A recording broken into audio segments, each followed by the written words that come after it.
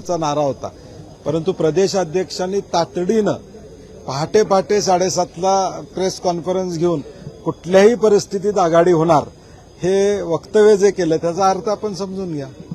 किमान शेवटच्या दिवशी तरी विरोधी पक्षनेता संदर्भातला नाही, आम्ही पहिल्या दिवशी रितसर मागणी विरोधी पक्षनेता म्हणून केली. पुढचे 7 दिवस आम्ही या विषयावर विषय काढला नाही, कारण की महाराष्ट्रातले प्रश्न ज्वलंत आहेत, ते मांडण्याचं काम आम्ही केलेलं आहे. शेवटी सरकारचा निर्णय, सरकारनं तो निर्णय घ्यावा. सभापती अध्यक्षांच्या कोर्टामध्ये तो बॉल आहे, त्या दोघांनी निर्णय घ्यावा अशी अपेक्षा आमची होती, परंतु आज झालेला नाही. ठीक आहे, बघू कधी होतं. प्रकाश आंबेडकरचाच पॅटर्न कागलमध्ये रिपीट झाला. कोल्हापूर जिल्ह्यात चंदगडचा पॅटर्न कागलमध्ये रिपीट झाला. महापालिकेत नेमकं काय असणार 3 पक्षाचं महाविकास आघाडी? नाही, महापालिकेमध्ये आम्ही ऑलरेडी कोल्हापूरमध्ये एक कमिटी अपॉइंट केलेली आहे. जी कमिटी इंडिया आघाडीच्या सर्व घटक पक्षांची चर्चा करेल. पुणे महापालिकेमध्ये देखील उद्या किंवा परवा महाविकास आघाडी म्हणून आमचे लोक चर्चेला बसतील. आज त्याचा निर्णय आम्ही होईल.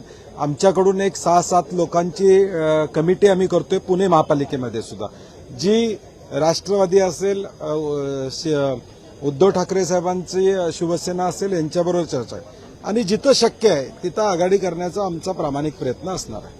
तर प्रकाश आंबेडकर असं म्हणतायत की एकनाथ शिंदे येत्या 2 महिन्यामध्ये पुन्हा मुख्यमंत्री होतील असं वाटतंय.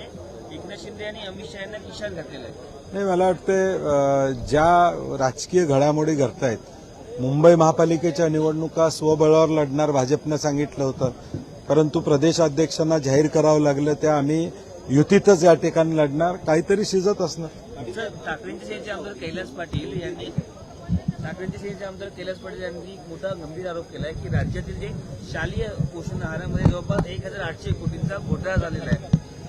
नाही, मला वाटतं त्याची माहिती सरकारनं घ्यावी आणि निवेदन करावं. काही महिन्यांपूर्वी एक अशी चर्चा होती की फडणवीसांची बढती होते दिली जातात.